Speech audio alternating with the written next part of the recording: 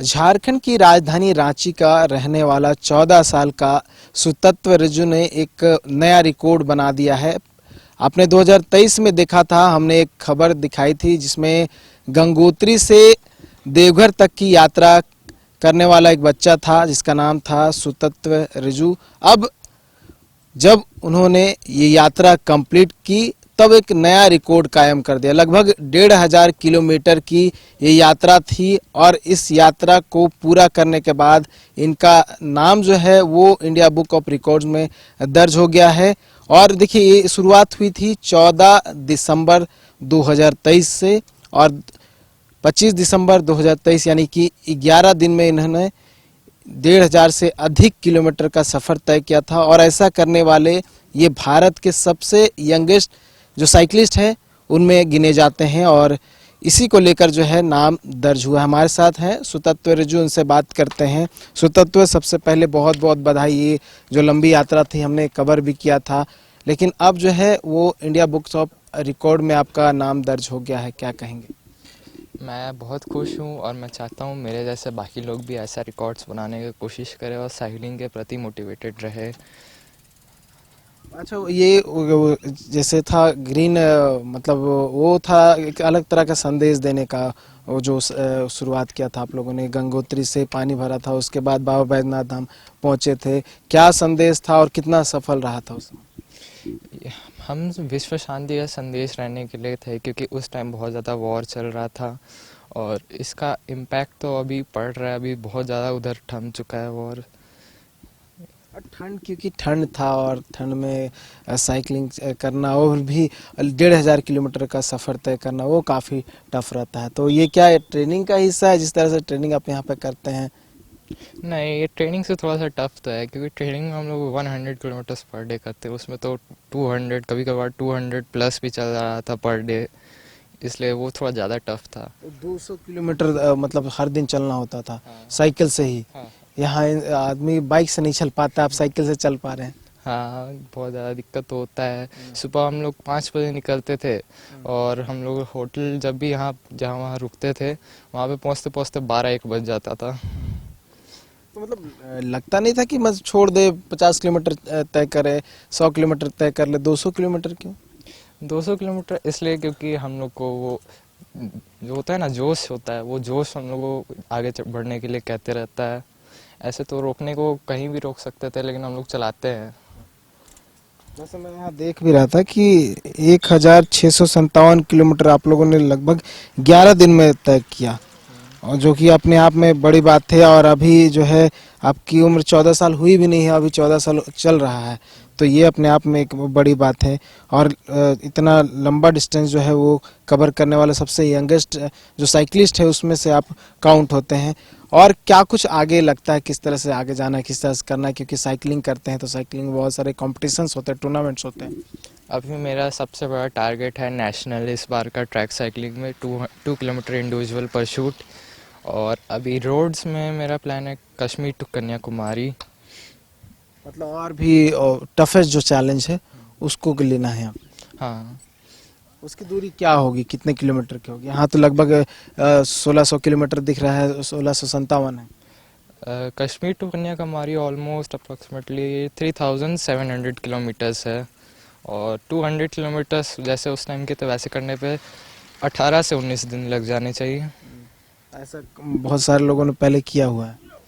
नहीं, मैंने तो ऐसा नहीं देखा, 18 से 19 दिन में तो नहीं।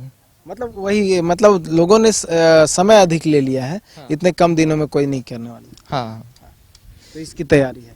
हाँ। तो घर में क्या कुछ कहते हैं, क्या इंस्पिरेशन मिलता है? क्या पापा आपके बताते हैं या कुछ और? पापा करते क्या? इंस्पिरेशन तो मैं अपने से लेता हूँ। पापा सपोर्टिव बहुत हैं, पापा मम्मी वही लोग सारा देख के हमको सपोर्ट करते हैं। और इंस्पिरेशन उस ट्रिप की इंस्पिरेशन उन्होंने ही दी थी, गंगोत्री वाली, कि यहाँ से यहाँ करते हैं। हाँ। अच्छा, और मतलब घर में क्या चर्चा चलती है कि साइकिलिंग करना है नहीं करना है? मम्मी पापा किस तरह से सपोर्ट करते हैं? मम्मी पापा बहुत ज़्यादा सपोर्टिंग है। उनका पहला अभी चल रहा है साइकिलिंग फर्स्ट, पढ़ाई सेकंड, इतना ज़्यादा सपोर्टिव है। करते क्या मम्मी पापा? मम्मी मेरी अभी CDPO बनने वाली है और पापा अभी फोटोग्राफर हैं।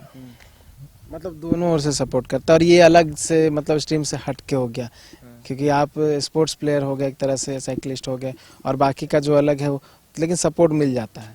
हाँ। तो यहाँ कितना टफ लगता है, क्योंकि ये वेल्ड्रम है और जिस तरह का वेल्ड्रम होना चाहिए, वेल्ड्रम तो बना काफ़ी अच्छा है, साइकिल यहाँ से मिल जाता है। हाँ, बहुत बार मिलता है यहाँ से, हर नेशनल में ऑलमोस्ट यहीं के साइकिल से खेलता हूँ। ये वेलोड्रम बहुत ही ज़्यादा अच्छी जगह है, प्रैक्टिस करने के लिए बहुत सेफ होती है। अच्छा, हमको वो जो आप लोगों ने यात्रा तय की वहाँ गंगोत्री से लेके बाबा बैजनाथ धाम, वहाँ तक का सफ़र बताइए, कितना चैलेंजिंग रहा। जिस तरह से मैंने कहा कि बर्फ़बारी भी उस समय हो रही थी, उसमें ठंड का मौसम था काफ़ी, और जहाँ गंगोत्री वहाँ माइनस में टेम्परेचर चला जाता है।